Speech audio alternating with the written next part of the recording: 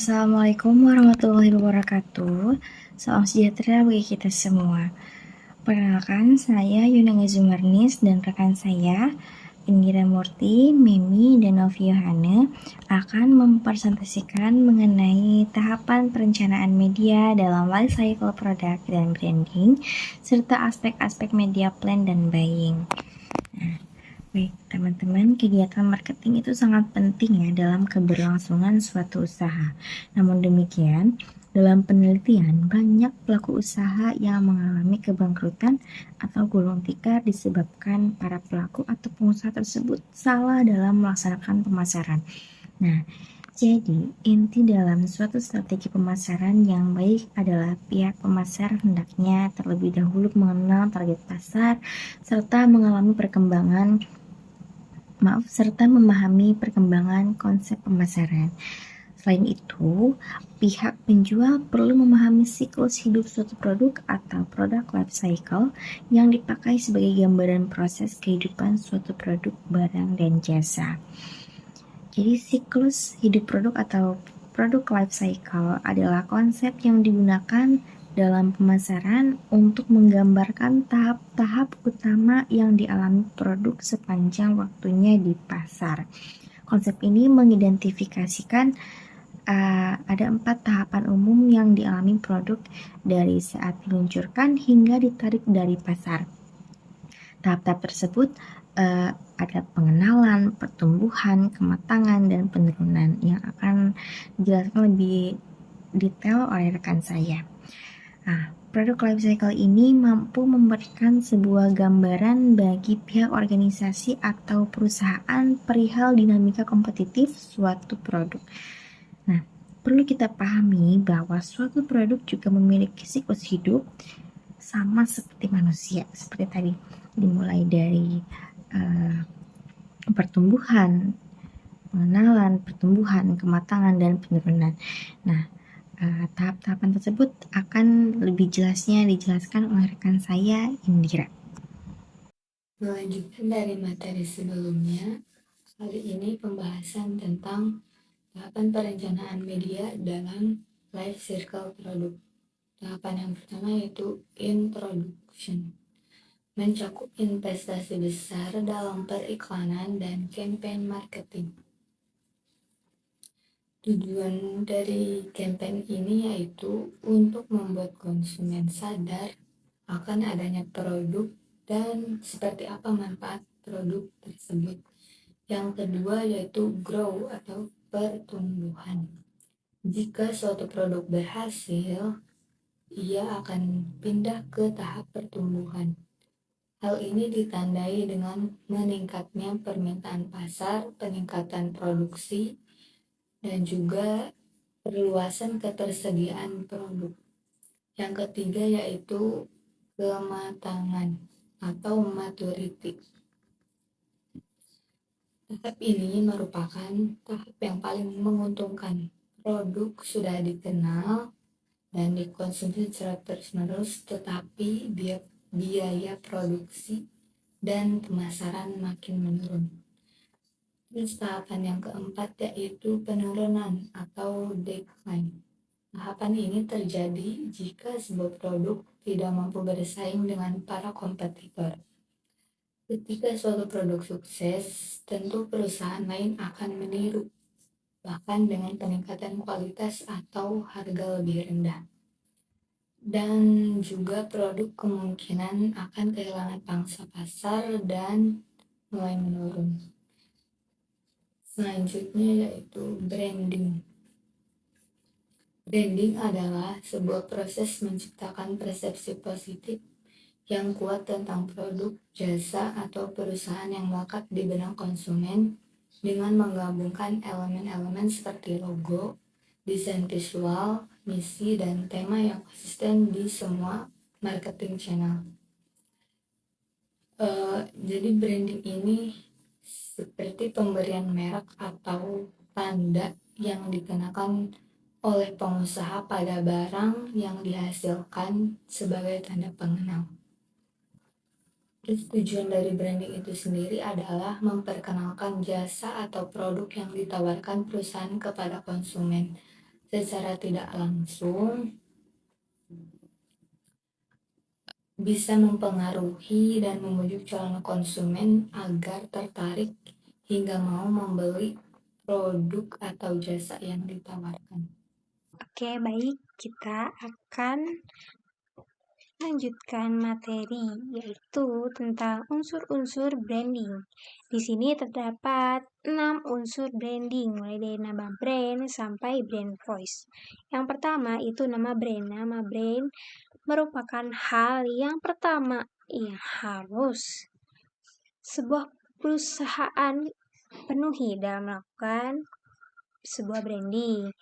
Tanpa sebuah nama, brand tidak akan memiliki identitas yang jelas dan tentunya bagi masyarakat. Nama brand pun harus dibuat dengan unik sehingga mudah diingat oleh masyarakat. Nah, yang kedua ada logo. Logo adalah keseluruhan kepribadian brand yang diringkas menjadi sebuah gambar atau sebuah visual yang akan mudah dikenali oleh masyarakat. Tentu, pembuatan logo pun harus dengan unik dan menarik. Dan logo ini akan menjadi sebuah identitas dan menjadi aset yang dimiliki sebuah brand.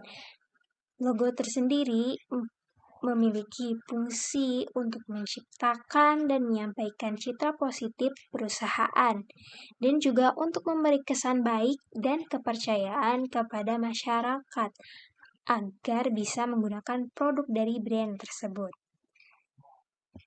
Nah, yang ketiga ada color palette. Color palette ini terdiri dari beberapa warna yang akan menggambarkan atau menjadi sebuah kepribadian dari brand tersebut. Dan biasanya brand akan memiliki warna yang khas atau menggambarkan brand tersebut ya. Dan contohnya seperti Telkomsel yang menggunakan warna merah dan putih sebagai warna ciri khas mereka. Nah, yang keempat ada tagline atau kata-kata yang menarik, singkat, relevan, dan jelas, juga mudah diingat. Dan tagline ini akan meninggalkan sebuah kesan yang baik bagi masyarakat. Contohnya seperti tagline pada produk tolak angin. Orang pintar minum tolak angin. Dan dari brand Yamaha. Yamaha semakin di depan. Itu dia contoh tagline-nya. Yang kelima yaitu font.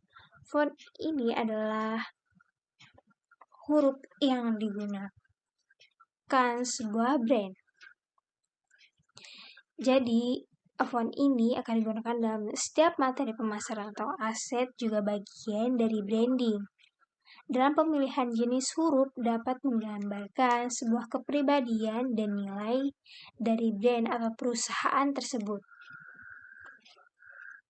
Dan dengan menggunakan font yang sama secara konsisten untuk setiap asetnya, maksudnya hal tersebut akan menjadi sebuah aset dan jadi identitas atau ciri khas dari branding. Nah, yang terakhir ada brand voice. Brand voice adalah gaya komunikasi sebuah brand dengan para pelanggannya. Gaya komunikasi ini juga dapat menggambarkan kepribadian brand dan perlu disesuaikan dengan target marketnya. Misalnya, target pasar dari brand A adalah anak muda, maka gaya komunikasinya menggunakan bahasa kasual, santai, dan mengikuti istilah yang sering digunakan anak muda masa kini, atau mungkin bahasa gaul gitu ya. Lanjut, setelah ini ada aspek-aspek yang perlu kita persiapkan sebelum memulai perencanaan media. Yang pertama tentunya tujuan. Kita harus menentukan tujuan apa yang ingin kita tingkatkan, misalnya kesadaran merek, atau meningkatkan penjualan, memperluas pangsa pasar, atau yang lain-lain. Kemudian ada target audience. Nah, kita harus memahami target audience kita. Jadi supaya kita tuh memasarkan produk atau menyampaikan pesannya tuh lebih terpusat gitu, gak meluas. Kemudian anggaran. Nah, kita harus tetapkan berapa anggaran yang tersedia, misal untuk kampanye, untuk alokasi iklan, produksi, distribusi, dan lain-lain. Kemudian yang keempat ada pesan. Nah, pesan ini tuh kita harus mengidentifikasi pesan, inti pesan yang ingin kita sampaikan kepada audiens tuh, kepada target audiens itu apa yang benar-benar inti pesan. Kemudian yang tetapkan berapa anggaran yang tersedia, misal untuk kampanye, untuk alokasi iklan, produksi, distribusi, dan lain-lain. Kemudian yang keempat ada pesan. Nah, pesan ini tuh kita harus mengidentifikasi pesan, inti pesan yang ingin kita sampaikan kepada audiens tuh, kepada target audiens itu apa yang benar-benar inti pesan. Kemudian yang kelima yaitu saluran media. Jadi kita itu harus memilih saluran media mana yang tepat untuk mencapai target audiens kita. Kemudian baru kita menciptakan konten. Yang keenam, konten. Itu kita harus merencanakan jenis konten apa yang kita produksi, yang akan kita distribusikan dalam kampanye kita. Kemudian buat jadwal kampanye.